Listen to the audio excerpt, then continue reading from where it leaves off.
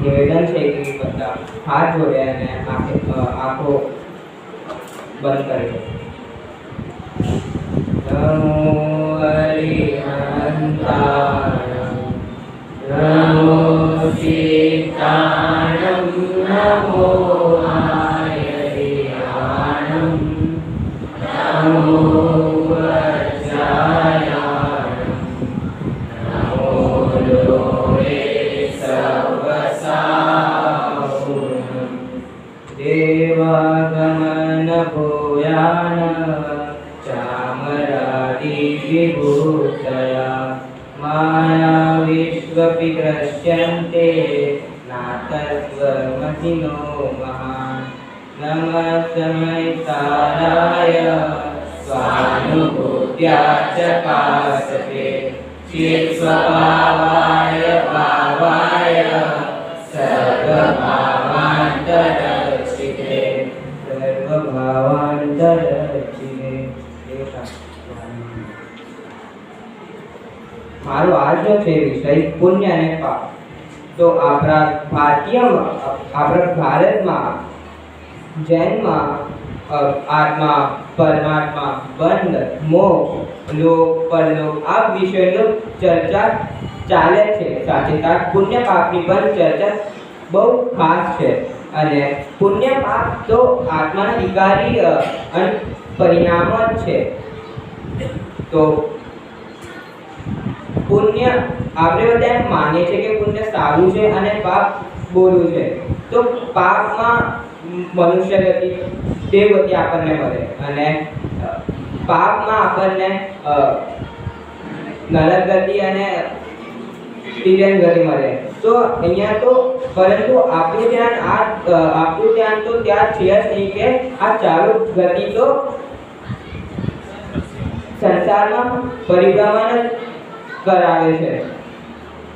તો અહીંયા પંડિત દોલતરામજીએ કહ્યું છે કે જે સંસાર વિશે સુખ હો તો તીર્થંકર ક્યુ ત્યાગે કાહે કો શિવ સાધન કરતે સંજમ સો અનુરાગે. તો આનો મતલબ છે કે સંસારનું સુખ હોય તો તીર્થંકર જેમના પાસે ઉત્કૃષ્ટ પુણ્યશાળી જેમના પાસે ઉત્કૃષ્ટ પુણ્ય છે રાસ પાકે તો તેમને બધું સામગ્રી રાજપાટ બધું કેમ છોડ્યો અને કાહેકો સાધન કરતે સંજમ તો અનુરાગે અને તેમને કલ્યાણના માર્ગ પર ચાલીને સંયમ કેમ અનુરાગ્યું. કેમ કે સુખ તો આપણા આત્મામાં જ છે. આપણને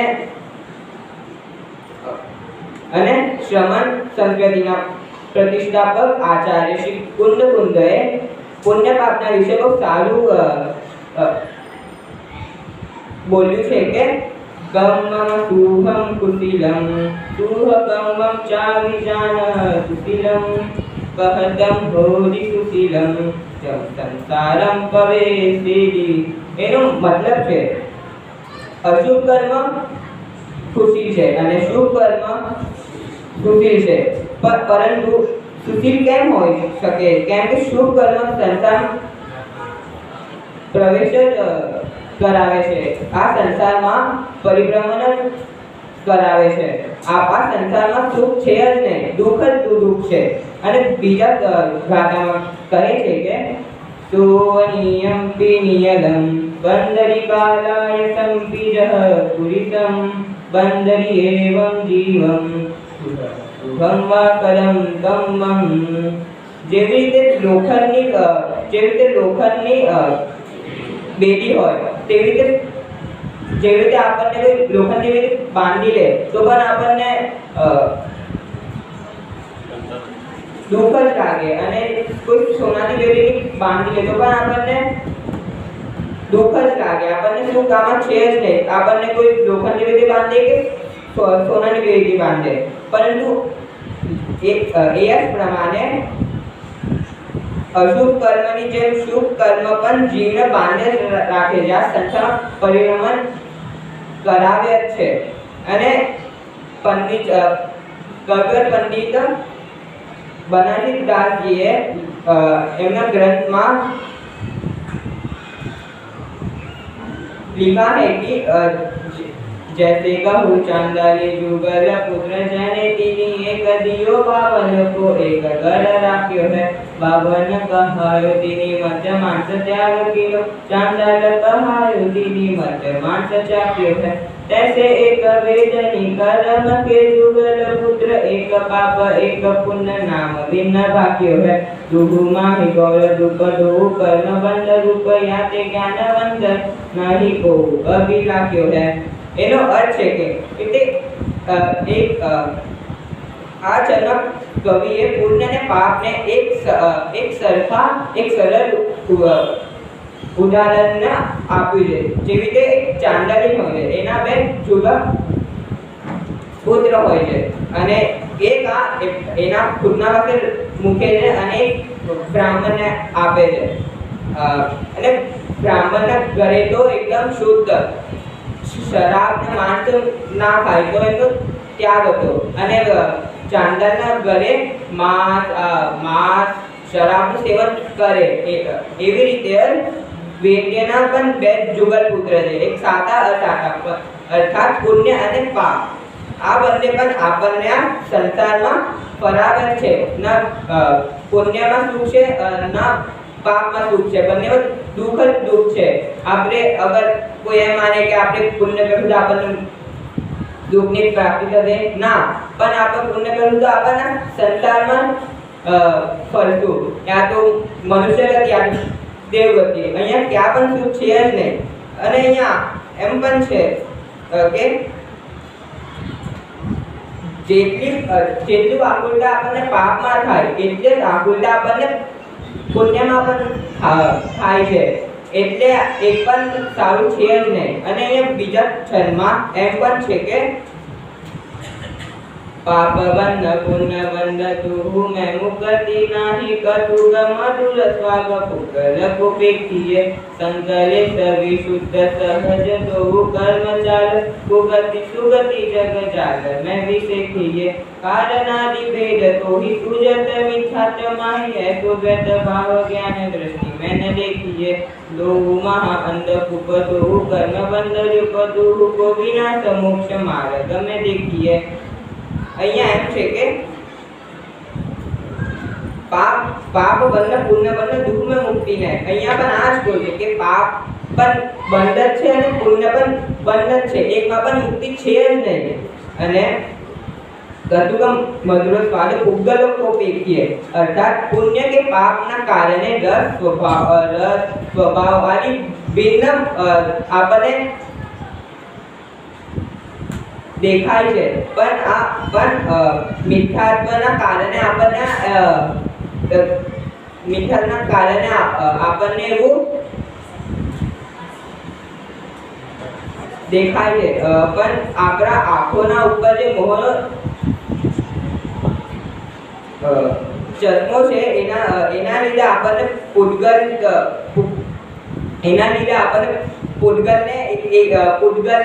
મિલા એક જ માને છે, એના પરિણામને એક જ માને છે। પણ જે જ્ઞાની જીવ હોય આ પૂતગલને સ્વતંત્ર માને છે કે આ એક છે જ નહીં। અને આ પાપ અને પુણ્ય બંને મહા અંધકૂપ છે। અર્થાત જે રીતે આપણે કોઈ કૂવામાં જઈએ તો એનો એક જ રાસ્તો, અને એવી રીતે અગર આપણને પુણ્યમાં સંતુષ્ટ થઈ ગયા તો પછી આપણને મોક્ષ ક્યારે પણ મળશે જ નહીં। આપણે સંસારમાં પરિભ્રમણ કરશું। અને અહીંયા પાપ અને પુણ્ય બંને કર્મબંધ ઉપર છે। દો મહા અંધકૂપ દો કર્મબંધ રૂપ, આ બંને મહા અંધકૂપ અને કર્મબંધ ઉપર છે। दोनों को विनाश मोक्ष मार्ग में देखिए। બંનેના વિનાશ કરીને આપણને મોક્ષમાં જવાનું છે। અને આપણે કેટલા પણ પુણ્ય કરીએ પણ આપણે સંસારમાં રહેવાનું છે. અને હું પણ એમ જ ચાહું છું કે આપણે બધા પણ સિદ્ધશિલામાં એક સાથે મળીએ એવી મંગલ ભાવનાથી ઓમ નમઃ શિવાય.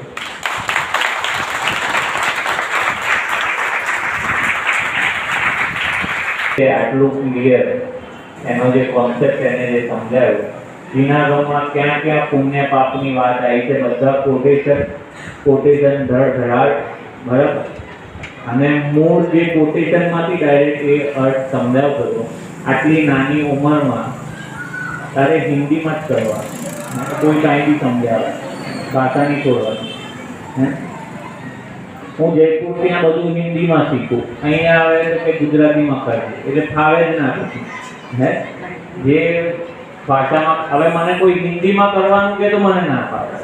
હવે એવું છે એટલે ભાષા પર જે આપણો કમાન્ડ હોય, જે ભાષા પર, એ ભાષા પકડીને સામેવાળાને આપણે સમજાવવાનો પ્રયત્ન કરો.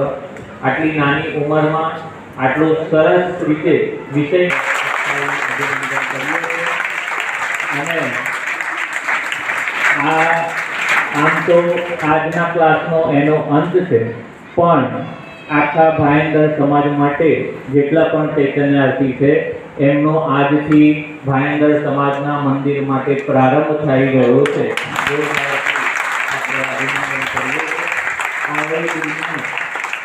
અનેક વિદ્યાર્થીઓ આપણે અહીંયાથી મોકલીને ધર્મની પ્રભાવના કરતા રહીએ. આગળ શાસ્ત્રી કરવા પણ અધિકમાં અધિક જયપુર બધા જાય, 11 થી શાસ્ત્રી કરવા. અને જીન માર્ગની પ્રભાવના જે પંચમ કાળના અંત સુધી રહેવાની છે એ નિશ્ચિત આ બધી આધારશિલાઓ પર જ રહેવાની છે. તો અધિકમાં અધિક આપણે બધાને અનુમોદના કરવી